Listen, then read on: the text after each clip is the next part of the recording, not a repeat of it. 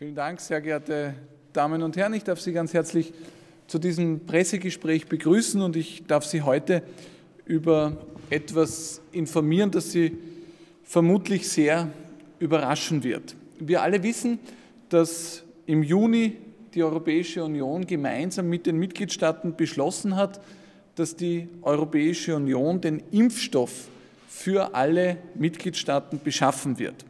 Und es wurde auch vereinbart, dass dieser dann pro Kopf fair auf die Mitgliedstaaten verteilt werden soll. Das ist ein guter Ansatz und alle haben diesen Ansatz auch zu Recht unterstützt, denn unser Ziel ist ja, dass alle 450 Millionen Europäerinnen und Europäer bis zum Sommer die Möglichkeit haben, wieder zur Normalität zurückzukehren und das Virus gemeinsam zu besiegen. Viele von Ihnen haben wahrscheinlich in den letzten Wochen Statistiken verfolgt auf Our World in Data und anderen Plattformen und haben den Impffortschritt der verschiedenen Mitgliedstaaten der Europäischen Union genauer beobachtet. Und ich kann Ihnen sagen, das war nicht nur eine tägliche Routine von vielen Journalistinnen und Journalisten, sondern das war auch tägliche Routine für viele in der Bevölkerung und auch für uns als Regierungschefs.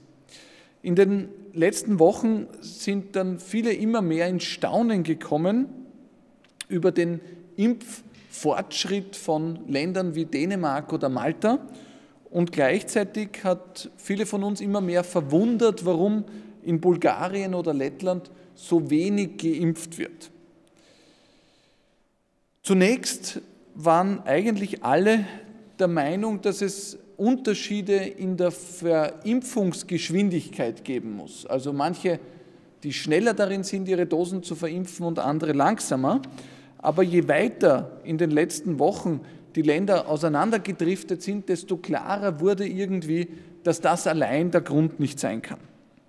Ich habe daher Anfang der Woche gemeinsam mit anderen Regierungschefs unsere Informationen geteilt und wir haben gemeinsam unsere eigenen Lieferdaten der Mitgliedstaaten verglichen. Und wenn man das tut, dann merkt man, die Lieferungen erfolgen nicht nach Bevölkerungsschlüssel. Es gibt anscheinend auch Pläne dafür, dass sich dieses Vorgehen in den nächsten Monaten sogar noch verschärft und die Unterschiede zwischen den Mitgliedstaaten immer größer werden.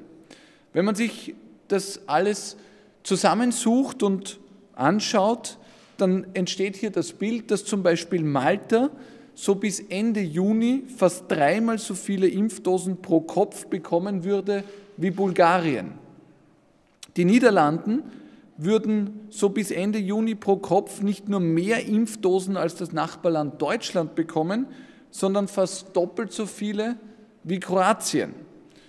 Und Österreich liegt hier laut unserem Erkenntnisstand aktuell im Mittelfeld.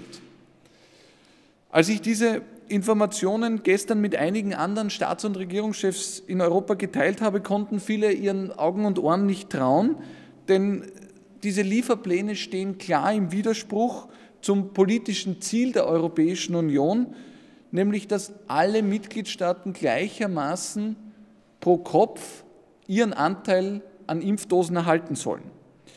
Und diese Lieferideen entsprechen auch nicht dem, was die Staats- und Regierungschefs vereinbart haben.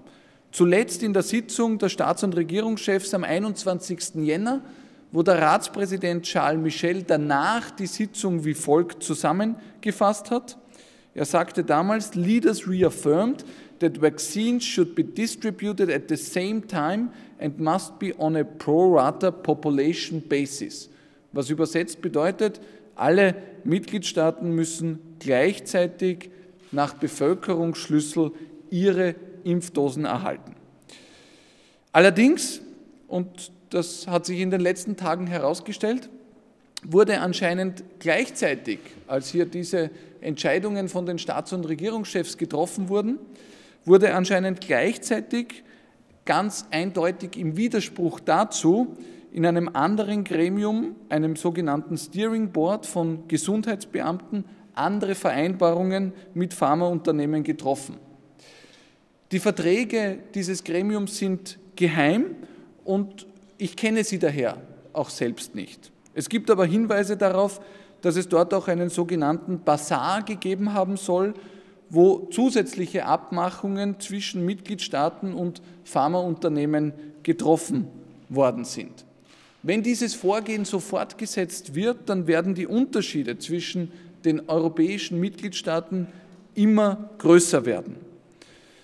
Nach vielen Gesprächen, die ich in den letzten Tagen hier mit meinen Regierungskollegen geführt habe und nach dem Vergleich vieler Zahlen der unterschiedlichen Mitgliedstaaten, stellt sich das Bild so dar, dass Österreich bisher bei den derzeitigen Lieferungen noch keinen Schaden genommen hat.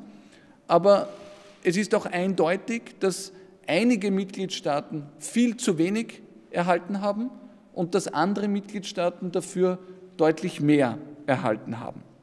Wenn das Vorgehen so fortgesetzt wird, dann bedeutet das, dass manche Mitgliedstaaten der Europäischen Union ihre Bevölkerung im Mai durchgeimpft haben werden und andere Mitgliedstaaten wie Bulgarien oder Lettland werden bis Ende des Sommers oder vielleicht sogar bis in den Herbst hinein brauchen, um ihre Bevölkerung durchzuimpfen. Ich bin der festen Überzeugung, dass es notwendig ist, dass das verhindert wird, denn das entspricht nicht dem Geist der Europäischen Union. Es entspricht nicht dem politischen Ziel der gemeinsamen Impfstoffbeschaffung und es widerspricht vor allem der Vereinbarung der Staats- und Regierungschefs zuletzt am 21. Jänner. Falls Sie das, sehr geehrte Damen und Herren, überrascht, dann sind Sie damit nicht alleine, denn viele der Regierungschefs, die ich in den letzten beiden Tagen kontaktiert habe, waren selbst sehr überrascht, dass nicht so wie vereinbart nach Bevölkerungsschlüssel ausgeliefert wird. Aus meiner Sicht braucht es daher jetzt dringend volle Transparenz, was diese Vereinbarungen im Steering Board mit den Pharmaunternehmen betrifft.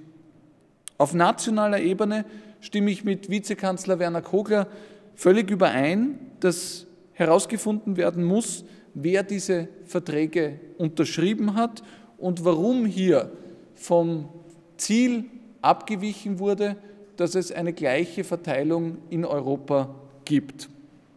Entscheidend ist vor allem aber, dass auf europäischer Ebene gemeinsam eine Lösung gefunden wird, die dem Ziel der Europäischen Union entspricht, nämlich dass der Impfstoff gerecht pro Kopf in Europa verteilt wird.